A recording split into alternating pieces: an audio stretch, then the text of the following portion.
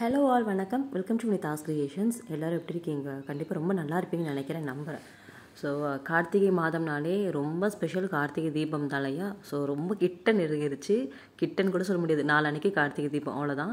கார்த்திகை தீபத்துக்கு உண்டான ப்ரிப்ரேஷன்ஸ் நான் என்னெல்லாம் பண்ணி வச்சுருக்கேன், என்ன மாதிரி கார்த்திகை தீபம் செலிப்ரேட் பண்ணலாம், என்ன மாதிரி டிப்ஸ், எத்தனை விளக்கு ஏற்றலாம், பரணி தீபம் எங்கே ஏற்றலாம், எப்படி ஏற்றுறது, எல்லாமே நான் உங்களுக்கு டீட்டெயிலாக இதில் ஒரு டிப்ஸ் மாதிரி ஷேர் பண்ணுறேன். கண்டிப்பாக இது வந்துட்டு உங்களுக்கு யூஸ்ஃபுல்லாக இருக்கும்னு நினைக்கிறேன். நான் ஆஃப்டர்நூன் 2 o'clock போடணும்னு நினச்சேன், பட் ரொம்ப லேட் ஆகிடுச்சு. கொஞ்சம் வேலை இருந்தாலும் லேட் ஆகிடுச்சு. ஸோ வாங்க நம்ம வீடியோக்குள்ளே போயிடலாம். நான் பார்த்தீங்கன்னா இது புது வீடு இல்லையா, நம்மது வந்துட்டு புது வீடுன்றதுனால நான் முன்னாடி யூஸ் பண்ணிகிட்டு இருந்த நிறைய விளக்கு இருந்தது, நிறைய விளக்கு, பழைய விளக்கு அதெல்லாமே இருந்தது. அதெல்லாம் எடுத்து யூஸ் பண்ணிக்கலாம் அப்படின்னு தான் நினச்சேன். வேணாம், புது வீடு, நம்ம ஃப்ரெஷ்ஷாகவே விளக்குங்க நிறைய வாங்கிக்கலாம் அப்படின்னு சொல்லிட்டு நிறைய விளக்குங்க நேற்று போயிட்டு வாங்கிட்டு வந்திருந்தேன். நேற்று போயிட்டு வாங்கிட்டு வந்து அதை நைட்டு வாங்கிட்டு வந்ததுமே அதை நல்லா தண்ணி போட்டு ஊற வச்சுட்டேன். நல்லா ஒரு 16 hours கிட்ட நல்லாவே அது வந்துட்டு ஊறி இருக்கும். ஒரு பெரிய பாத்திரத்தில் நல்லா தண்ணி போட்டு நல்லா முக்கி விட்டுட்டேன். 27 விளக்கு நம்ம ஏற்றுற மாதிரி இருக்கும். அது ஏன் ஸ்பெசிஃபிக்காக 27 விளக்கு ஏற்றணும் அப்படின்னு கேட்டிங்கன்னா, 27 அப்படின்றது நட்சத்திரங்களை குறிக்கும். 27 நட்சத்திரங்கள் இருக்கு இல்லையா, அந்த நட்சத்திரங்களை குறிக்கிற மாதிரி தான் நம்ம வந்துட்டு வீடுகளில் 27 விளக்குகள் ஏற்றணும். மினிமம் 27, மேக்ஸிமம் நீங்கள் எவ்வளோ விளக்கு வேணாலும் ஏற்றலாம். விளக்குக்கு திசையெலாம் ஒன்றுமே கிடையாது. இந்த கார்த்திகை தீபம் அதுக்கு மட்டுமே எந்த திசையில் ஏற்றணும், எப்படி ஏற்றணும், அதெல்லாம் ஒன்றுமே கிடையாது. ஏன்னா நிறைய வந்துட்டு இந்த வாட்டர் லேம்பில் நிறைய பேர் ஏற்றுவாங்க, தண்ணியில் விளக்கு ஏற்றுவாங்க, இந்த மாதிரி நிறைய விதவிதமானலாம் ஏற்றுவாங்க இல்லையா. ஸோ நீங்கள் எப்படி வேணாலும் ஏற்றிக்கலாம். 27க்கு மேலே எத்தனை விளக்கு வேணால் நீங்கள் ஏற்றிக்கலாம். பட் மினிமம் 27ஆவது ஏற்ற பாருங்கள். ஓகே. கார்த்திகை தீபம் 13ஆம் தேதி, 13/12/2024 வெள்ளிக்கிழமை கார்த்திகை தீபம். அதுக்கப்புறம் அடுத்தடுத்து வந்துட்டு 3 நாட்கள் நமக்கு கார்த்திகை தீபம் தொடர்ந்து இருக்குது. ஸோ நீங்கள் ஸ்டார்டிங்கில் 27 ஏற்றுறீங்க அப்படின்னா அதுக்கப்புறம் நீங்கள் வந்துட்டு அதை அப்படியே கண்டினியூ பண்ணிக்கலாம். ஒரு 3 days வந்துட்டு நீங்கள் அந்த விளக்குங்க அப்படியே கொஞ்சமாக எண்ணெய் விட்டு நீங்கள் அப்படியே அதை கண்டினியூ பண்ணிக்கலாம். ஏற்றும் போது அட்லீஸ்ட் ஒரு 2 விளக்காவது நெய் விளக்கை ஏற்ற பாருங்கள். ஏன்னா 27 விளக்குமே நம்ம நெய் விளக்கு ஏற்ற முடியாது. அதனால் 2 விளக்காவது நெய் விளக்கை ஏற்ற பாருங்கள். அதுவுமே வாசலில் இருக்கக்கூடிய விளக்கில் நெய் விளக்கு ஏற்றலாம். இல்லாட்டி பூஜை ரூமில் நம்ம காமாட்சி அம்மன் விளக்கு ஏற்றும் இல்லையா, இது எல்லாமே கம்பல்சரி நம்ம பண்ண வேண்டியது. ஏன்னா வாசலில் வைக்கக்கூடிய 2 விளக்கு, அதுக்கப்புறம் நம்ம பூஜை ரூமில் ஏற்றக்கூடிய காமாட்சி அம்மன் விளக்காக இருக்கட்டும், மற்ற விளக்கு நம்ம ஏற்றல துணை விளக்கு, இதெல்லாமே நம்ம கம்பல்சரி ஏற்றிட்டு இது தவிர்த்து 27 விளக்குக நம்ம வந்துட்டு ஏற்றுற மாதிரி இருக்கும். கார்த்திகை தீபம் அப்படின்னு சொன்னாலே நமக்கு அண்ணாமலையார் தான் ஞாபகம் வருவாங்க. அண்ணாமலையாருக்கு அரோகரா, அந்த கோஷம் வந்துட்டு கரகோஷம் எங்கேயுமே அது கேட்டுகிட்டே இருக்கும். அந்த மாதிரி திருவண்ணாமலை வந்துட்டு அதுக்கு ரொம்ப பிரசித்தி பெற்ற இடம் சொல்லுவாங்க. கார்த்திகை தீபம்னாலே அந்த மலை மேலே இருக்கக்கூடிய தீபத்தை ஏற்றிட்டதுக்கப்புறம் ஈவினிங் 6 மணிக்கு மேலே நம்ம வீட்டுங்களில் நம்ம தீபம் ஏற்ற ஸ்டார்ட் பண்ணோம் இல்லையா. நான் உங்களுக்கு அதெல்லாமே லாஸ்ட்டில் சொல்கிறேன். ஸோ இப்போதைக்கு நம்ம 13ஆம் தேதி கார்த்திகை தீபம், அதுக்கு முன்னாடி 12ஆம் தேதி நமக்கு பரணி தீபம் நம்ம ஏற்றுற மாதிரி இருக்கும். அந்த பரணி தீபம் பார்த்திங்கன்னா காலையிலேருந்து அண்ணாமலையார் கோவிலில் அது எல்லாமே ஏற்பாடுகள் போயிட்டே தான் இருக்கும். 12ஆம் தேதி காலையில் அங்கே கோவிலில் வந்துட்டு பரணி தீபம் ஏற்றிடுவாங்க. அதுக்கப்புறம் அதே நாள் தொடர்ந்து நம்ம ஈவினிங் போல் ஒரு 6 மணிக்கு மேலே நம்ம பூஜை ரூமில் பரணி தீபம் நம்ம ஏற்றிக்கலாம். ஒன்றும் இல்லைங்க, 5 விளக்கு ஏற்றுக்கோங்க. அது வந்துட்டு பித்தளை விளக்காக இருந்தாலும் ஓகே தான், இல்லை மண் அகல் விளக்காக இருந்தாலும் ஓகே தான். இந்த விளக்கு வந்துட்டு நம்ம பஞ்சபூதங்களுக்காக ஏற்றுறது. பஞ்சபூதங்கள்லாம் என்ன, நம்ம சிவனுடைய அம்சம் தான் இந்த பஞ்சபூதங்களுடைய தலைவனே சிவபெருமான் தான். ஸோ இயற்கையே சிவன் தான் அப்படின்னு தான் சொல்லணும். ஸோ ஸ்பெஷலாக நம்ம எதுவுமே சிவனுக்கு நம்ம பண்ண வேண்டியதே கிடையாதுங்க. தீபம் தான், அந்த தீப ஒளியில் தான் நமக்கு கடவுள் கண்ணுக்கு தெரியவார். பூஜை ரூமில் ஏற்றுறது சிறப்பு. பூஜை ரூமில் நிறைய பேர் ஏற்ற முடியாதுன்றதுனால நிறைய பேர் வாசலையுமே வைப்பாங்க. அது வந்துட்டு அவங்கவுங்க சௌகரியத்தை பொறுத்தது. நீங்கள் வாசலையும் ஏற்றலாம், பூஜை ரூமில் ஏற்றலாம். பட் சிவன் கோவிலில், அண்ணாமலையார் கோவில் வந்துட்டு சிவபெருமானுடைய மூலஸ்தானத்தில் தான் வந்துட்டு அந்த விளக்கு ஏற்றுவாங்க. 5 அகல் விளக்கு எடுத்துக்கோங்க. அதில் எப்பவும் போல் மஞ்சள் குங்குமம்லாம் போட்டெல்லாம் வச்சு அழகாக ஒரு தாம்பூலத்தட்டில் அந்த விளக்கை வச்சு பூவெல்லாம் போட்டு எண்ணெய் 5 விளக்குலையுமே நெய் விளக்காக ஏற்றுறது இன்னும் ஸ்பெஷல். அப்படி இல்லாட்டி அதில் 2 விளக்காவது நெய் விளக்காக போடுங்க. திரி போட்டு அழகாக அண்ணாமலையாருக்கு அரோகரான்னு சொல்லி விளக்கேற்றி சாமி கும்பிட்டுட்டு எப்பவும் போல் நீங்கள் வீட்டில் சாமி கும்பிட்டு முடிச்சிடுங்க. அவ்வளோதான். இது என்ன ஒரு 1.5 hour கிட்டே நல்லாவே எரியட்டும். அது நல்லா உடனே 1/2 hour கிட்டே அது வந்துட்டு அமர்த்தி விட்டுறாதீங்க. நல்லா ஜகஜகான்னு அது நல்லா எரியட்டும். ஒரு 1 to 1.5 hours நல்லா எரியட்டும். பரணி தீபம் அன்னைக்கு தான் எனக்கு 4th day. நான் அன்றைக்கி தான் பீரியட்ஸு. நான் என்ன பண்ணுறது, ஏற்றலாமா வேணாமான்னு கேட்பீங்க. நான் உங்களுக்கு முன்னாடியே சொல்லியிருக்கேன். எனக்கு நான் என்னை வச்சு சொல்கிறேன் பாருங்கள். எனக்கு பீரியட்ஸ் வந்தாலும் நான் விளக்கு ஏற்றுவேன். என்னால் பூஜை மட்டும் தான் போக முடியாது. ஏன்னா அங்கெல்லாம் நிறைய நமக்கே ஒரு மாதிரி குற்ற உணர்ச்சியாக இருக்கும் இல்லையா, ஒரு மாதிரி கில்ட்டியாக இருக்கும். ஐயோ இந்த நேரத்தில் போகிறோமே அப்படின்ற மாதிரி நமக்கு ஒரு கில்ட்டியாக இருக்கும். ஸோ அதனால் மட்டும்தான் நாங்கள் போக மாட்டேனே தவிர சாமிகள் வந்துட்டு நீ வரவே கூடாது அப்படின்னு என்ன சொல்லலை, நம்மளை சொன்னது கிடையாது. நீ பீரியட்ஸாக இருக்குது, நீ தீட்டாக இருக்குது, நீ வரக்கூடாதுன்னு தான் சாமி சொல்லவே சொல்லாது. நம்மளுடைய மைண்ட் செட் என்னென்னா, ஐயோ அங்கே பெரிய சாமிகள்லாம் இருக்காங்க, பவர் இருக்குது, நம்ம அங்கே போகக்கூடாதுன்றது நம்ம மைண்ட் செட் மட்டும்தான். அது புரிஞ்சுக்கோங்க, ஓகேவா? ஸோ தீபம் போடுங்க, ஒரு 5 மண் விளக்கு ஏற்றி அதே மாதிரி போட்டெல்லாம் வச்சுட்டு அந்த தீபத்தை 5 தீபத்தை அந்த பரணி தீபத்தை நீங்கள் வாசல் ஏற்றிக்கோங்க, பூஜை ரூம் போக தேவையில்லை. நிறைய பேர் சொல்லுவாங்க வேணாம் ஏற்றாதீங்க, ரெஸ்ட் எடுங்க, அதெல்லாம் ஓகே. பட் இது வந்துட்டு வருஷத்தில் ஒரு நாள் வர்றது, ஒரு நாள் தான் நம்ம வந்துட்டு அண்ணாமலையருக்காக நம்ம இந்த மாதிரிலாம் பண்ண போகிறோம் இல்லையா? அந்த ஒரு நாள் எதுக்கு மிஸ் பண்ணுறீங்கன்றது என்னுடைய ஒரு தனிப்பட்ட கருத்து. ஸோ நீங்கள் பீரியட்ஸ் ஆன்றது வந்துட்டு உங்கள் பாடியிலேருந்து வரக்கூடிய ஒரு சில விஷயங்கள் தான் அது. நம்ம பாடியிலேருந்து நிறைய விஷயங்கள் போகும் இல்லையா? என்ன கழிவுகள் எல்லாமே நம்ம பாடியிலேருந்து போக தான் போகுது. அது எல்லாமே இயற்கை தான். அது இயற்கையால் நேச்சுரல் ஒரு காரியம் தான் அது எல்லாமே. ஸோ அதெல்லாம் வந்துட்டு ரொம்ப போட்டு ஸ்ட்ரெஸ் ஆகிட்டு ஐயோ என்னால் பண்ண முடியல அப்படின்ற மாதிரி எதுவுமே திங்க் பண்ணிக்காதீங்க. அது ஒரு நேச்சுரல் இஷ்யூ, அவ்வளோதான். அதை தவிர்த்துட்டு அதை ஓரமாக வச்சுட்டு உங்கள் சாமிக்கு நீங்கள் என்ன பண்ண போகிறீங்களோ நீங்கள் அதை செய்யுங்க. 5 விளக்கு எடுங்க, வாசலை ஏற்றுங்க, சாமி கும்பிடுங்க, அண்ணாமலையாருக்கு அரோகணம் 3 முறை சொல்லிவிட்டு அவர் நினச்சிட்டு நீங்கள் போங்க. எதுவுமே தப்பு கிடையாது நீங்கள் மனசார பண்ணும்போது. அப்புறம் இன்னொன்று, 6 மணிக்கு மேலே தான் நம்ம வந்துட்டு வீட்டில் நம்ம பரணி தீபம் ஏற்றுற மாதிரி இருக்கும். 5 அகல் விளக்கு எடுத்துக்கோங்க. இல்லாட்டி ஒரே விளக்கு, ஒரு குத்து விளக்கு, அதாவது அந்த குட்டியாக ஒரு விளக்கு வரும் இல்லையா? அது வந்துட்டு 5 முகம் இருக்கிற மாதிரி இருக்கும்ல, நம்ம அதுலேயுமே எண்ணெய் ஊற்றி 5 திரி போட்டு நம்ம ஏற்றிக்கலாம். 2 விதமாக நமக்கு வந்துட்டு கடைகளில் கிடைக்குது. தனித்தனியாக விளக்கு போட்டுக்கலாம், இல்லாட்டி ஒரே விளக்கு 5 ஃபேஸ் இருக்கிற மாதிரி நம்ம விளக்கு போட்டுக்கலாம். அதெல்லாமே உங்களுடைய சௌகரியத்தை பொறுத்து தான். ஸோ நம்ம பண்ணுறது தீபம் ஏற்ற போகிறோம், அவ்வளோதான். சாமி நினச்சி ஈசனை நினச்சி நம்ம சாமி கும்பிட போகிறோம், அவ்வளோதான். எப்பவும் போல் வாசலில் 2 விளக்கு, அதுக்கப்புறம் பூஜை ரூமில் காமாட்சி அம்மன் விளக்கு, மற்ற விளக்கெல்லாம் ஏற்றிட்டு அதுக்கப்புறம் பரணி தீபம் ஏற்றி சாமியை வழிபடுங்க. பூஜை ரூமில் வைக்க போகிறீங்க அப்படின்னா தரையில் அழகாக தொடச்சிட்டு குளம்லாம் போட்டுட்டு எந்திர குளம்னா என்ன சொல்லுவாங்க தெரியுமா? ஸ்டார் குளம்ல அதுதான் வந்துட்டு எந்திரம் சொல்லுவாங்க. ஸோ எந்திர குளம் போடுங்க, இல்லை உங்களுக்கு தெரிஞ்ச தாமரை குளம் ஏதாவது ஒன்று போட்டுக்கோங்க. போட்டுட்டு ஓம்னு போட்டுட்டு அதுக்கு மேலே நம்ம ரெடி பண்ணி வச்சுருக்கக்கூடிய அந்த தாம்பளை தட்டு 5 விளக்கு அது மேலே வச்சு சாம்பிராணி தீபம்லாம் காமிச்சு சூப்பராக வழிபட்டு சாமி கும்பிட்டு முடிங்க. ஸோ சாமி கும்பிட்டு முடிச்சாச்சா, இதே விளக்கை நம்ம நெக்ஸ்ட் டேக்கு யூஸ் பண்ணிக்கலாமா அப்படின்னு கேட்பீங்க. தாராளமாக யூஸ் பண்ணிக்கலாம். தாராளமாக அதை வந்துட்டு எல்லா விளக்குமே நம்ம ஏற்றக்கூடிய விளக்கில் நம்ம அதை மிங்கிள் பண்ணி நம்ம வீடு ஃபுல்லாக நிறையவா நல்ல ஜகஜகன்னு வீடு இருக்கிற மாதிரி நம்ம பார்த்துக்கலாம். நிறைய பேர் வாசலில் விளக்கு வைக்கும்போது சீக்கிரம் அணைஞ்சிருது, இல்லை எண்ணெய் கசியுது அப்படின்னு சொல்வீங்க.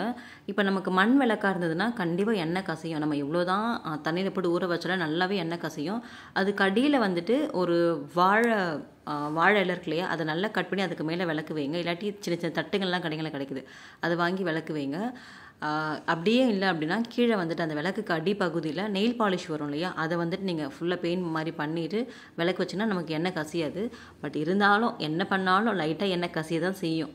நான் உங்களுக்காக மட்டும்தான், வீடியோக்காக மட்டும்தான் நான் உங்களுக்கு இதை செஞ்சு காமிச்சிருக்கேன். ஏன்னா நான் வந்துட்டு எப்பவும் போல் செவ்வாய்க்கிழமையில் முருகருக்கு வெத்தலை தீபம்லாம் போட்டு முடிச்சுட்டு அதுக்கப்புறம் தான் உங்களுக்கு நான் வீடியோக்காக இதை வந்துட்டு எடுத்துகிட்ருக்கேன். வெத்தலை தீபம் வந்துட்டு நேற்று நான் போட்டிருந்தேன். 6 வெத்தலை வச்சுட்டு அதுக்கப்புறம் அதுக்கு மேலே ஒரே ஒரு அந்த ஓம் விளக்கு வச்சு சாமி கும்பிட்டு முடிச்சாச்சு. அதே மாதிரி நான் வந்துட்டு நிறைய விளக்கு வாங்கியிருந்தேங்க. வாசலில் வந்து மாட விளக்கு இருக்குது, ஆல்ரெடி பிராஸில் மேலே வந்துட்டு மாட விளக்கு இருக்குது. சரி, கீழே வாசல் காலையும் கீழே வந்துட்டு அந்த அன்னைக்கு மட்டும் நம்ம ஏற்றிக்கலாம், அதாவது கார்த்திகை தீபத்துக்கு மட்டும் நம்ம வாசலில் வந்துட்டு விளக்கு ஏற்றிக்கலாம்னு சொல்லிட்டு இந்த மூடி போட்டு வரும் இல்லையா, அழகாக இருந்தது. அந்த ஒரு விளக்கு வந்துட்டு 100 ரூபான்னு சொல்லியிருந்தாங்க. நான் 2 வாங்கியிருந்தேன். மூடி போட்ட மாதிரி வரும், உள்ளுக்குள்ளே ஒரு விளக்கு இருக்கும், பெரிய விளக்கு, அதுக்குள்ளே ஒரு குட்டி விளக்கு. அந்த குட்டி விளக்கில் நம்ம நெய் விட்டோ இல்லை ஆயில் விட்டோ நம்ம தீபம் ஏற்றிக்கலாம். அதை நம்ம க்ளோஸ் பண்ணி வைக்கும்போது நமக்கு காத்திரிவே அது அணையாது. அந்த மாதிரி விளக்கு வாங்கியிருந்தேன் 2. அதுக்கப்புறம் இந்த குட்டி குட்டி விளக்குங்க, அதுக்கப்புறம் இந்த கை அச்சு விளக்குலாம் சொல்லுவாங்க இல்லையா, அந்த மாதிரி விளக்கு, இந்த மாதிரி நிறைய அகல் விளக்கு, மண்ணில் செஞ்ச அகல் விளக்குலாம் நான் வாங்கியிருந்தேன். கண்டிப்பாக கார்த்திகை தீபம் அன்னைக்கு, அதாவது கார்த்திகை தீபத்துக்கு நம்ம ஏற்றக்கூடிய விளக்கில் ஏதாவது 2 விளக்காவது புது விளக்காக இருக்கிற மாதிரி பார்த்துக்கோங்க. ஸோ நீங்கள்லாம் முன்னாடி நிறைய விளக்கு ஏற்றிருப்பீங்க இல்லையா கார்த்திகை தீபத்துக்கு, அந்த விளக்கெல்லாம் எடுத்து அழகாக அதை நல்லா சர்ஃபு கொஞ்சம் விம் லிக்விட் இது மாதிரிலாம் போட்டு நல்லா சோக் பண்ணி சுடு தண்ணியில் சோக் பண்ணிவிட்டு அதை நல்லா ப்ரஷ் வச்சு க்ளீன் பண்ணிவிட்டு அதுக்கு பொட்டெல்லாம் வச்சு ரெடி பண்ணிக்கோங்க. ஏன்னா நம்ம அன்னைக்கு வந்து டைம் இருக்காது. அங்கே ஏற்றினதுக்கப்புறம் நம்ம டிவியில் அதை பார்த்துட்டு உடனே நம்ம வீட்டில் ஏற்றுற மாதிரி இருக்கும்.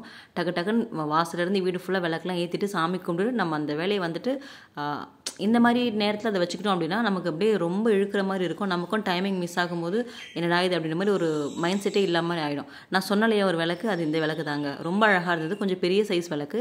ஸோ தாராளமாக எண்ணெய் விட்டு நம்ம வாசல் வச்சுக்கலாம்னு சொல்லிட்டு நான் அதை வாங்கியிருந்தேன்.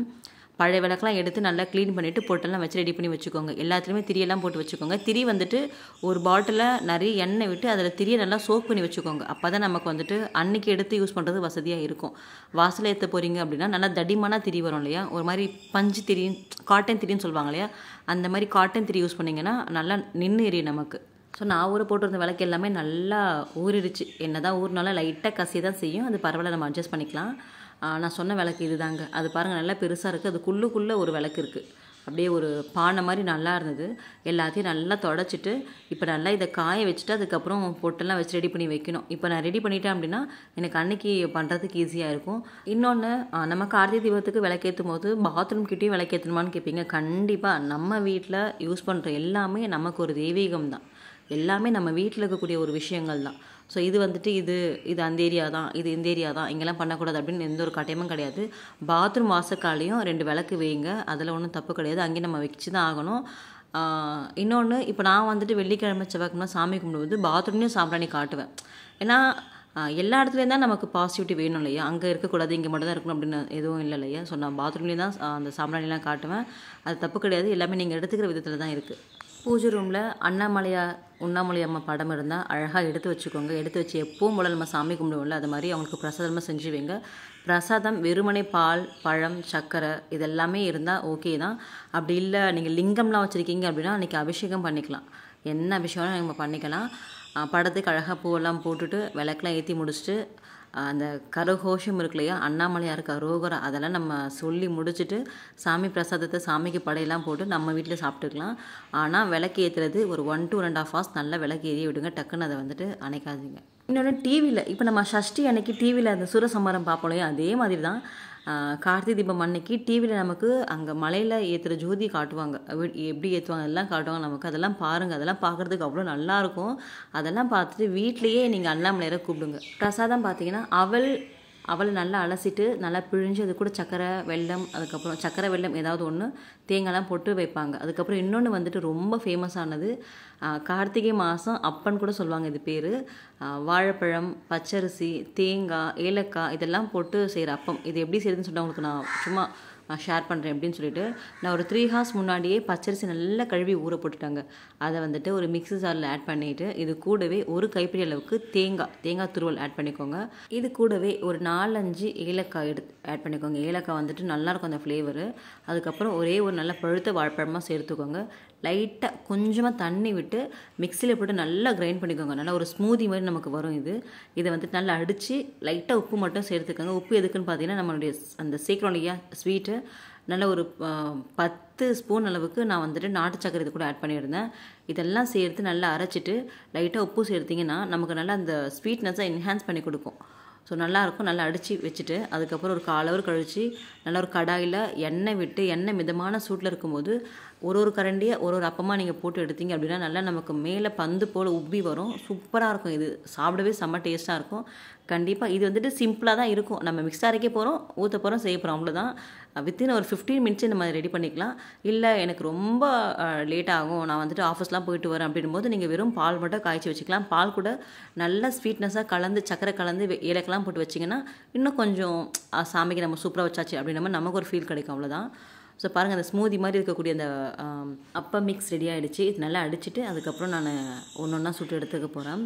இது வந்துட்டு நான் சாமிக்காக செய்யலை, சும்மா வீடியோக்காக தான் செஞ்சேன். அதுக்கப்புறம் நான் சாப்பிட்டு பார்த்தேன், நல்லா இருந்தது டேஸ்ட்டு. இன்னும் வச்சுருக்கேன், சரி பசங்க வரட்டும் அதுக்கப்புறம் அவங்களுக்கு நல்லா சுட போட்டு கொடுப்போம் அப்படின்ட்டு.